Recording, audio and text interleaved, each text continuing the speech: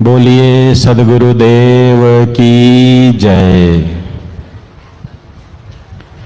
पूजनीय साहेब जी, अर्चनीय वंदनीय संत समाज, सत्संग प्रेमी बंधुओं और माताओं,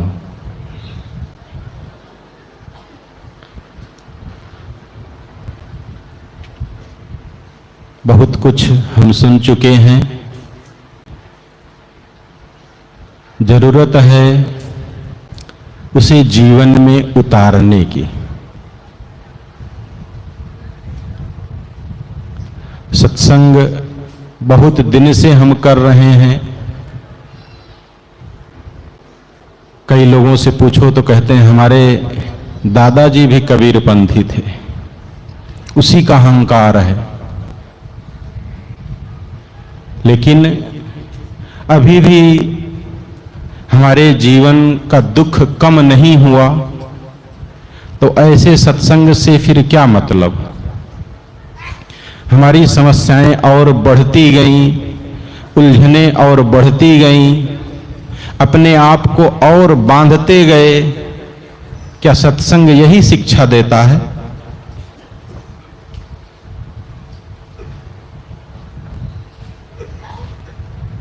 सत्संग छुड़ाता है, बांधता नहीं है। लेकिन हम अपने लोग अपने जीवन को देखें तो पता चलेगा कि आज से 5 साल पहले हमारे पास जो निश्चिंतता थी, आजादी थी, स्वतंत्रता थी, सुख और शांति थी, वो क्या आज है? आज हम और उलझ गए हैं और बंध गए हैं, अपना अपना कह के कि ये मेरा, ये मेरे बच्चे, मेरा घर, मेरा परिवार, मेरी वस्तु, मेरा मकान, मेरी गाड़ी, उसी को संजोने में लगे हैं। और गुरुवर कबीर साहब क्या कहते हैं? भूला लोग कहें घर मेरा। जितने लोग कहते हैं कि ये मेरा है, ये वस्तु मेरी, ये सामान मेरा, ये घर मेरा, ये सब भूल में है, धोखे में है। जा घर में तू भूला डोले, सो घर नाही तेरा। जिस घर में तू भूला भूला फिर रहा है, जिस संसार में, वो तुम्हारा नहीं है। इसी पद में और आगे आया है, बस्ती मां से दियो खदेरा और जंगल क्यों बसेरा। ऐसा कब होता है जीवन में? आज का जंगल जानते हैं क्या है? वृद्धा आश्रम। आज का जंगल वृद्धा आश्रम। बस्ती मां से दियो खदेरा, जंगल क्यों बसेरा। जो लोग मेरा मेरा कह के मर रहे हैं, 1-2 का 4 कर रहे हैं, गलत कर्म कर रहे हैं, उन सब को एक दिन उनके अपने घर से, जिसे वो कहते हैं, वहां से खदेड़ दिया जाएगा। और कहां भेज दिया जाएगा? वृद्धा आश्रम में। खदेड़ने की बात आई तो कई प्रकार के खदेड़ा जाता है। एक तो आदमी जब मर जाता है, गुरुवर कबीर साहब यहां ये बात कहते हैं कि जब तुम्हारा शरीर शांत हो जाएगा, तुम्हारा जीवन समाप्त हो जाएगा, तो तुम्हारे घर परिवार के लोग तुम्हें ले जा किसी जंगल में दफना देंगे। एक तो ये खदेड़ना हुआ, और एक खदेड़ना जीते जी भी खदेड़ रहे हैं आज तो लोग।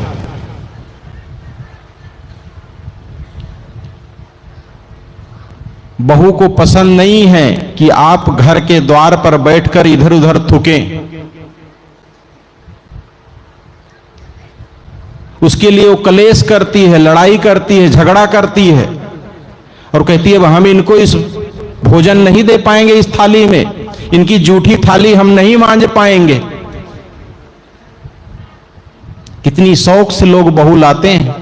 आज हमारे बच्चे की शादी है, लोगों को निमंत्रण देते हैं, खूब ढोल बजाते हैं, खूब तमाशा होता है।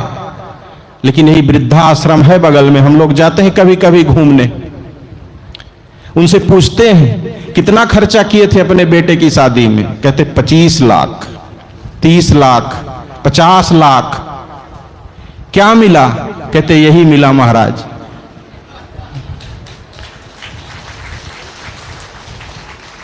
हम सबके भी जीवन में यही होना है।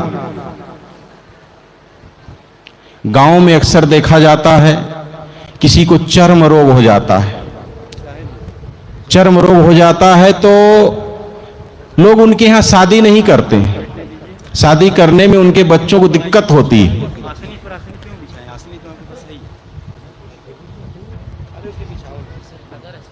बैठ जाए सर जी। अरे हम की बात थोड़ा।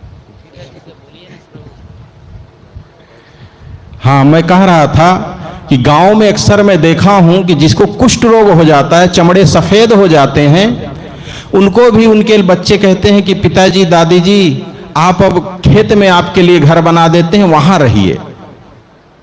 और वो भी समझते हैं इस बात को, प्यार से वो राजी हो जाते हैं वहां रहने के लिए। एक वो खदेड़ना हुआ, वो भी एक प्रकार का खदेड़ना ही है। अब अक्सर गांव में जब झगड़ा होता है बेटे में और पिता में, तो बाप खेत ही पकड़ता है कि हम ही अभी हमारे बाजू में दम है और हम रह लेंगे, बना लेंगे, खा लेंगे, तुम रहो घर में। ये आंखों देखी हाल है, हमारे आस पड़ोस में मैं देखा हूं और आप सब तो रोज देखते होंगे। कहने का मतलब मेरा मेरा मेरा कहते कहते आदमी कहां पहुंच जाता है।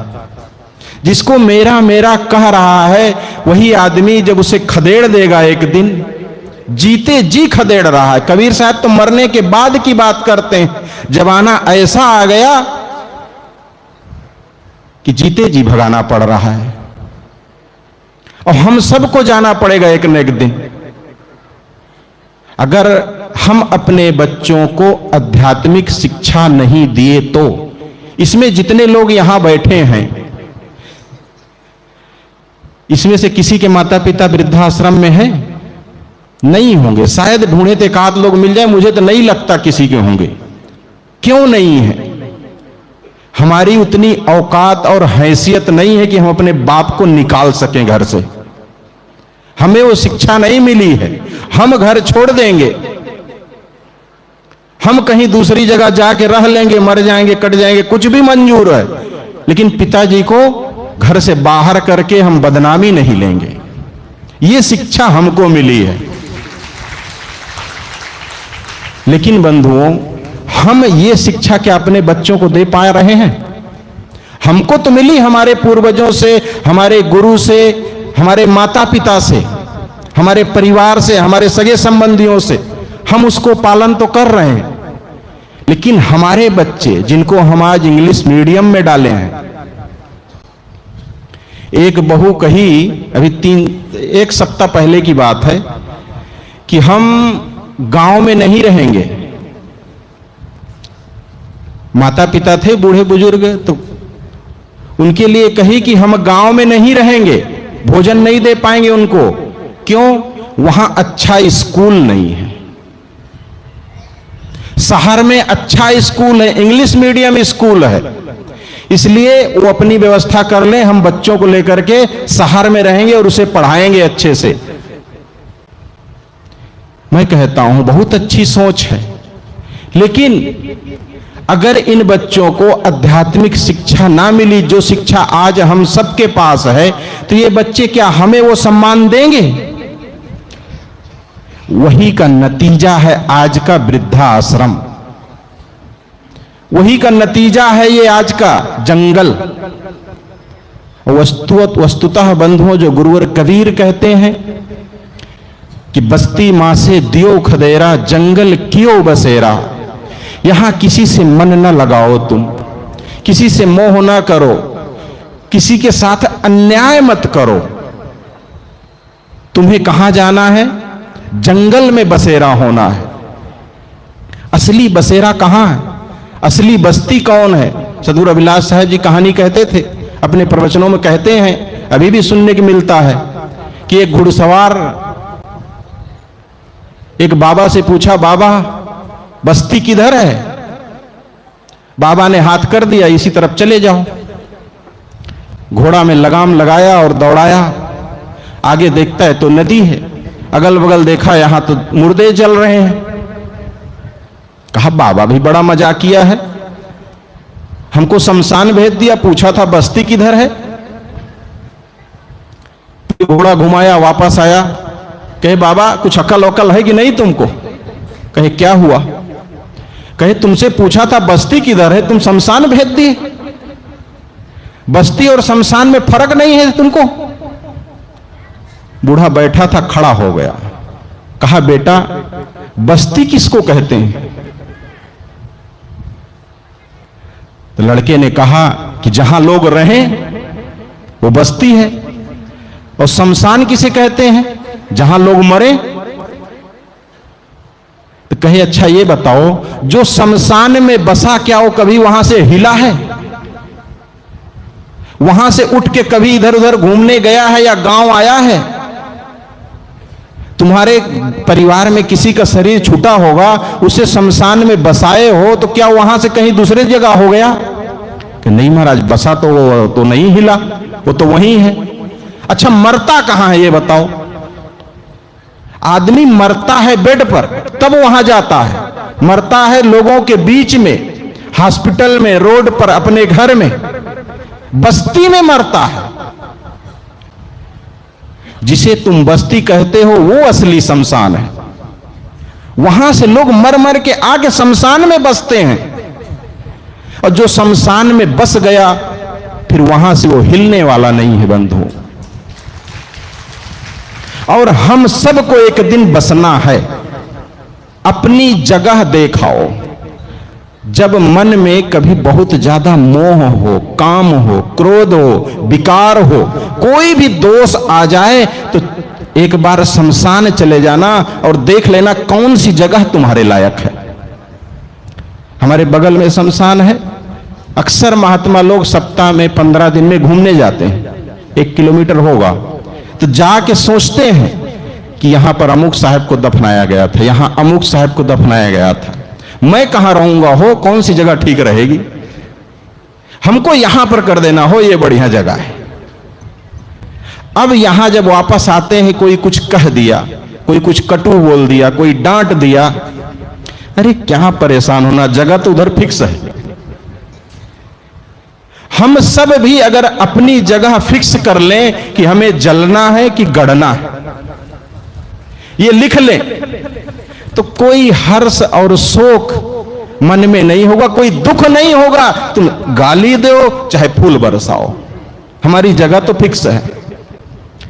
शायद 5 साल हुआ होगा, यहां से 200 फीट आगे एक महात्मा का शरीर छूट गया। सबको नहीं पता होगा, यही कार्यक्रम का दिन था, बीच वाला दिन था।